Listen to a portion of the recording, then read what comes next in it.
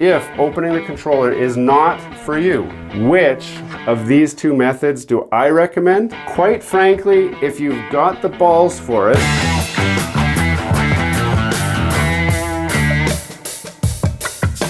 welcome back to Gears and Tech. Today, we're going through a simple way to achieve what you may have already seen me do with what I'm calling my PlayStation 5 Elite Controller. What makes this an Elite controller? There's three main features. The first feature that is my most favorite is the clicky triggers. So you can see there's very little throw on those triggers compared to, this is a standard PlayStation 5 controller, compared to that. You see how much throw those have compared to my clicky triggers? The other feature is my dual length thumbsticks. You'll notice that this one's taller than this one.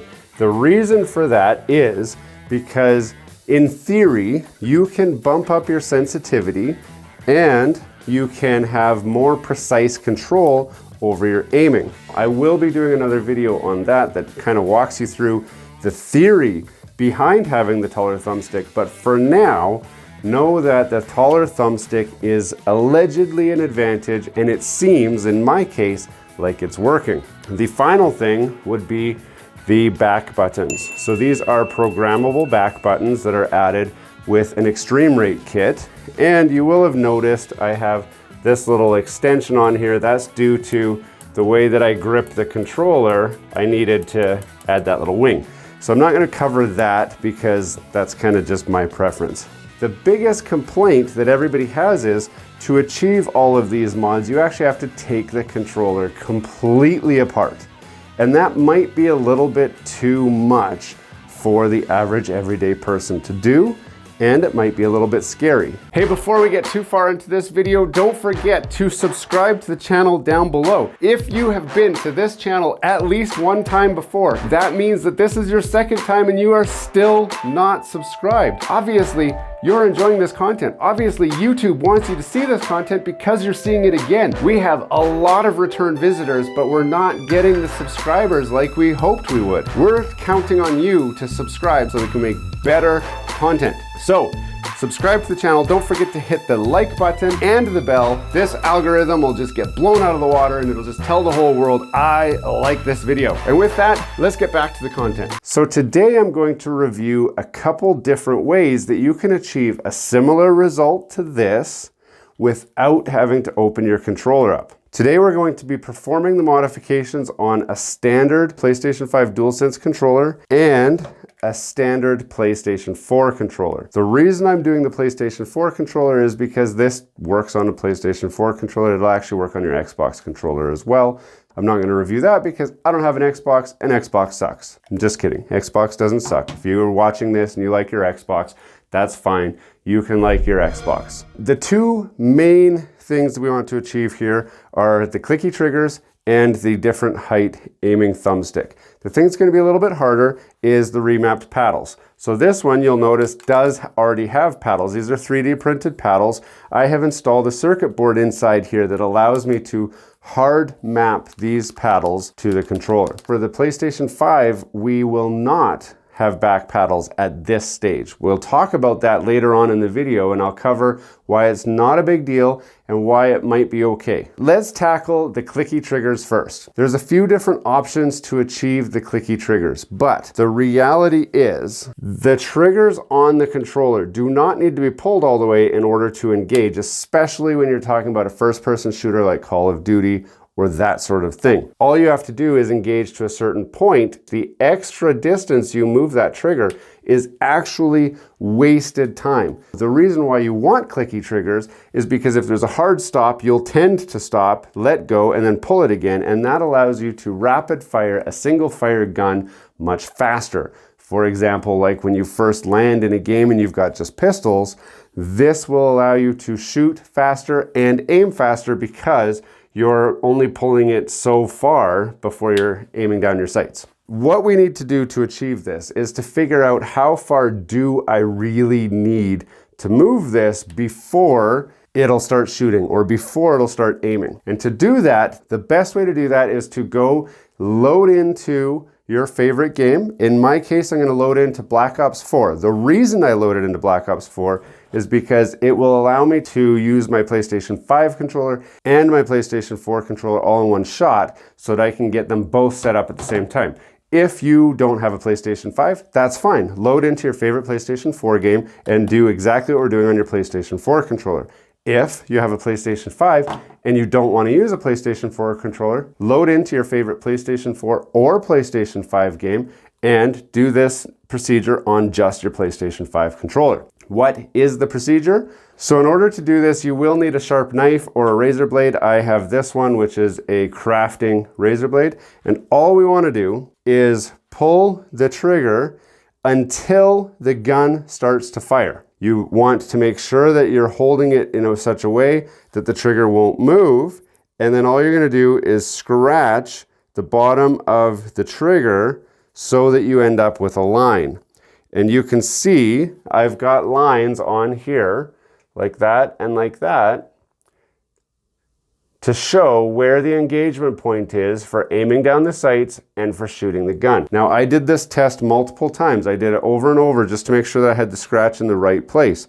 You want to make sure that you have a good scratch in there that you can see on whichever controller you're using so that you know where your engagement point is. Once you're happy that you have established your engagement point, it's time to decide which solution is best for you. The first solution is using regular zip ties, or tie wraps as I call them, and some crazy glue, any kind of crazy glue. So both of these can be got at your local dollar store. You get a giant bag of these tie wraps, so it's not a big deal. That will be the easiest solution. The other option is to use 2 screws, a drill bit, a drill, and a screwdriver. Now this one obviously is going to be a little bit more of a technical solution that will achieve the same result. We are going to do this solution first, and we're going to do this one to my PlayStation 5 controller. Now you will also need some pliers or some scissors or even a knife, because all we're interested in is this fat part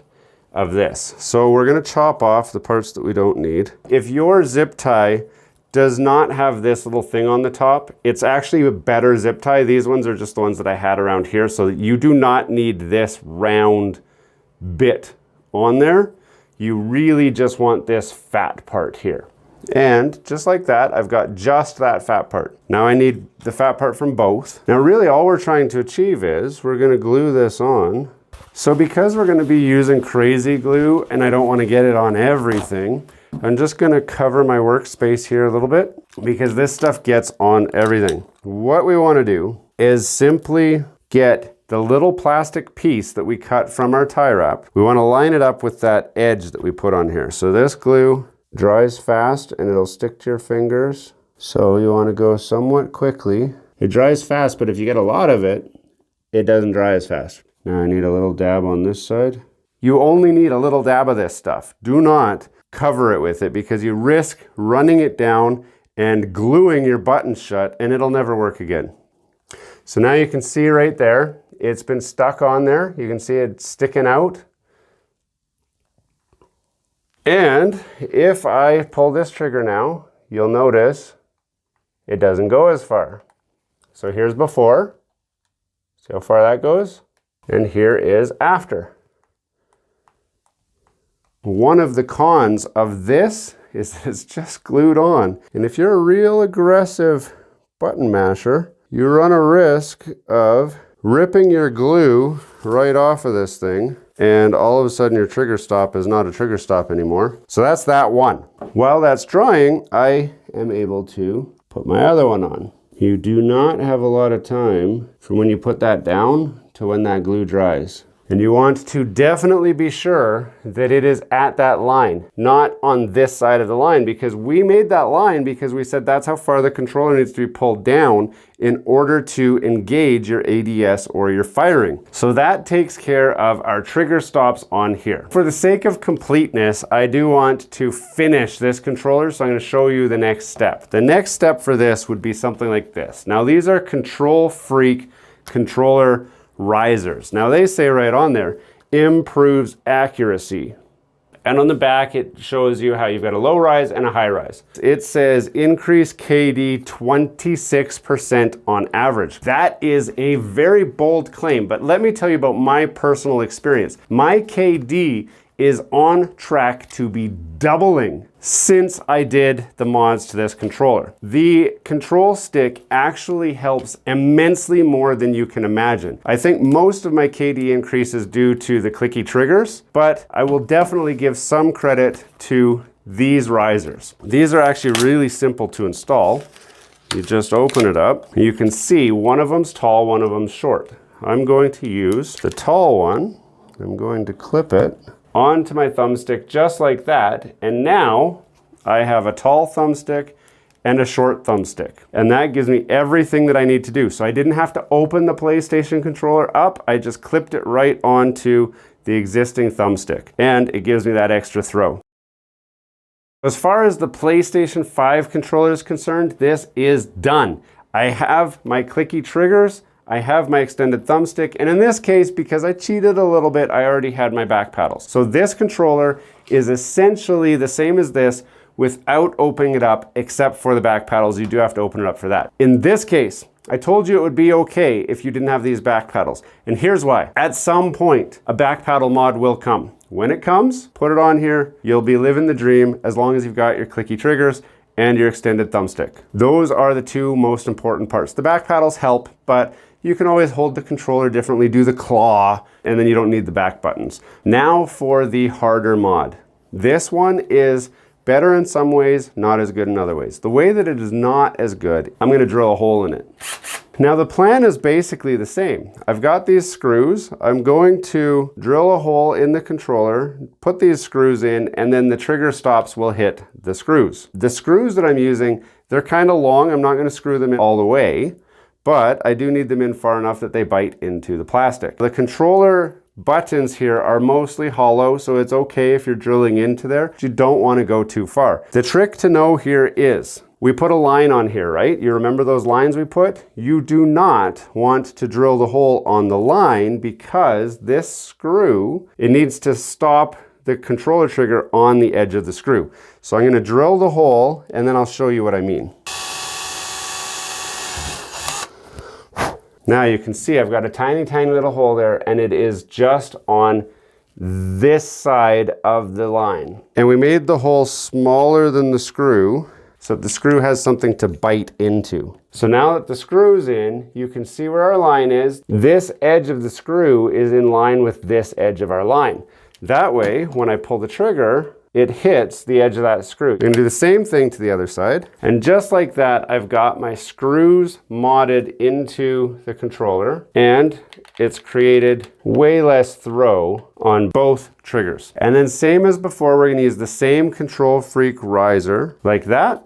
On this one, I do have back button options. I can use the standard DualShock 4 back button, or I have reviewed other back button mods, like this guy, or this guy. I did reviews on these on the PlayStation 4 controller already. You can check for those videos in the description. I do like each of them for their own reasons, but I am the most used to this Strike Pack mod. I add that on there like that. That gives me my back buttons, it gives me my clicky triggers, and I've got my adjustable height thumbstick. This controller went from a stock PlayStation 4 controller to a Mega Elite controller in just a matter of minutes. Now let's talk about which one I would do and what's best for you. So out of these controllers, which one is the best option? Hands down, this is the best option. Open it up, put the modifications in, and run it just like this. This is the best controller. I'm actually really falling in love with it now. It's taken a while to get used to it, but it is really good. It has increased my KD ratio by a lot, almost double. When I say double, that means I went from getting 2 kills a game before I died. Now I'm getting 4 to 10 kills a game when I'm playing like Battle Royale, like Warzone. It is amazing. You can check me out on Twitch if you want to see the difference that it's made and talk about this. I do have a link in the description to my Twitch channel. Also, if you wanted to make this controller, I show you exactly how to make it. I walk you through opening it up, I walk you through installing all these mods, and I'll have links in this description for everything that I have on this controller so that you can buy those parts and make your own if you want. If opening the controller is not for you, which of these two methods do I recommend? Quite frankly, if you've got the balls for it, this with the screws is the one I recommend. There's a couple reasons for that. Number one, it's so much cleaner. I've got glue all over my fingers from trying to glue this one down. The pieces kept slipping out of position and just trying to get it glued without getting the glue in the cracks. It's a lot. If you don't have the tools, this is your only option. So, I mean, it's no contest. If you have access to a drill and some screws, this is the option that I recommend. It is so much cleaner. Yes, you will have screws sticking out the bottom. They don't get in the way. Your fingers are never near those screws anyway. It's more solid. You can pull on this as hard as you want.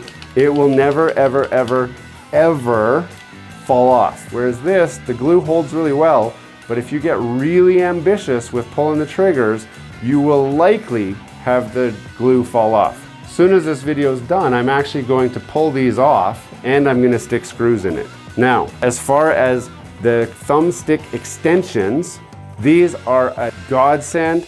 They are amazing. They just clip onto your controller. The nice thing is you can pop this off, stick it on a new controller, and you're good to go always. You can always do this. They are a little bit expensive. They're about $20, which is a lot for a hunk of plastic and a piece of rubber. I'm telling you, they make a difference, and the fact that you can stick it on any controller you want makes it really, really great. The ones for the PlayStation 4 fit the PlayStation 5 thumbsticks, so you don't have to worry about swapping or upgrading or whatever. I will have a link in the description to this and to my back button options, including all of these. Pick the back button option that's best for you, do these other upgrades, and you have an elite controller that will be amazing for you. That's all you need to know about making your own PlayStation 5 or PlayStation 4 Elite controller on a budget with minimal technical abilities. I hope that helped you out. Don't forget to check out some of our other videos over here.